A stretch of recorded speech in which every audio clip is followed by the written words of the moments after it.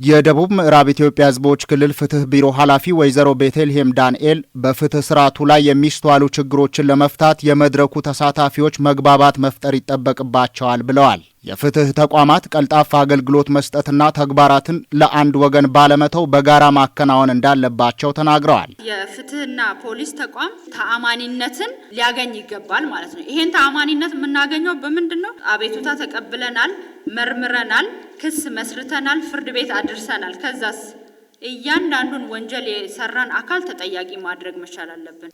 የመረጃ አያያዝ ችግሮችንና አልፎ አልፎ የሚስተዋሉ ብልሹ አሰራሮችን መቅረፍ እንደሚያስፈልግ ገልጸው የሰብአዊ መብቶችንና የኤግዚቢት አያያዝ ላይም እንዲሁ የማስተካከያ እርምጃዎች ያስፈልጋሉ ብለዋል። ከጊዜም አንጻር ሊሆን ይችላል የተቀላጠፈ ተደራሽ የሆነ የህዝብን ሮሮ መፍታት የሚችል ካፓሲቲ ቢውልድ አድርገን እየሄድን አይደለም።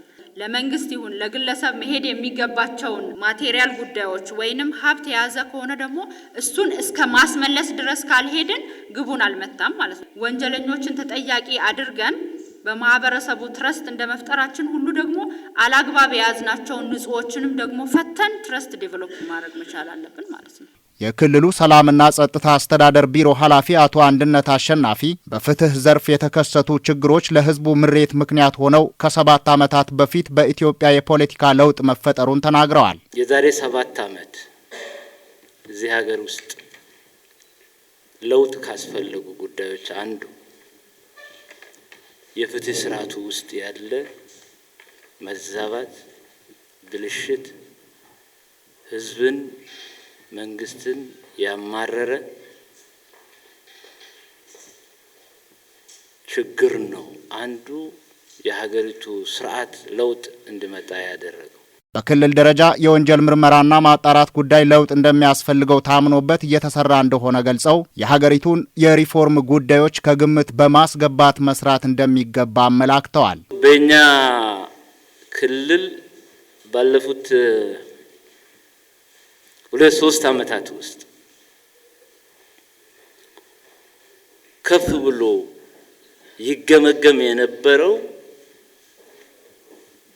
በእኛ ተቋም ውስጥ በተለይም በፖሊስ መዋቅር ውስጥ ለውጥም ሪፎርምም እንድናደርግ ካስገደዱን ጉዳዮች ውስጥ አንዱ በምርመራ ዘርፍ የነበረ ውድቀት ነው። እንደ አጠቃላይ የወንጀል ምርመራና ክስ ስራው እንደ ክልል ፌልድ ነው። ሪፎርሙ ያልተሟሉ ችግሮችን ማረጋገጥ አለበት። የዚህ ሂደት ውጤት ነው የሚል ኮምፕሬሄንሲቭ የሆነ የሀገር የለውጥ አቅጣጫዎችን ተከትለን መስራት ያለብን ጉዳይ እንደሆነ እንድትይዙ ነው። ተጠያቂነትን ማስፈንና ተግባሮቻቸውን በውጤታማነት ለከወኑ አካላት እውቅና መስጠት እንደሚገባ ነው አቶ አንድነት ያነሱት። በፊት መዋቅሩ ተጠያቂነት እና ሰው የሚመዘንበት ስርዓት ጋር ካልተቆራኘ እያንዳንዱ መዝገብ የምንሻገር አይመስልም። በፖሊስ ተቋም ውስጥ በዚህ ዘርፍ ያለ ሰው በሰራው ልክ ማዕረጉ ጋር ጥቅሙ ጋር ካላስተሳሰርን ለውጥ አይመጣም።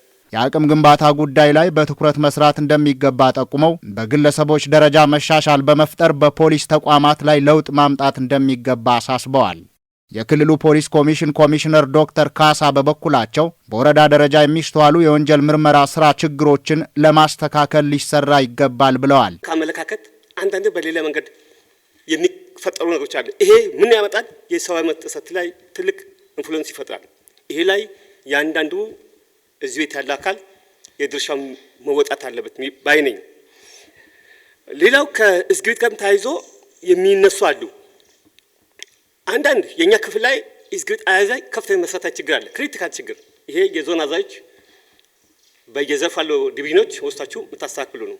በፖሊስ ተቋማት በኩል ተከሳሾችን በመከታተል ለሕግ የማቅረብ ስራ ትኩረት የሚፈልግ ጉዳይ መሆኑን ጠቁመው የሚቋረጡ መዝገቦች ሕጋዊ አሰራርን ተከትለው ሊሆን ይገባል ሲሉ አሳስበዋል። ተከሳሽን ተከታተልን ከማቅረብ አንጻር ከፍተኛ ችግር ገኛ ተቋም መውሰድ ያስፈልጋል። ይሄ ወደ አቃቢ ጋር ምን ገፈተው አይደለም። የኛ የፖሊስ ተቋም ይሄን የማቅረብ ግዴታም ነው መብትም አይደለም።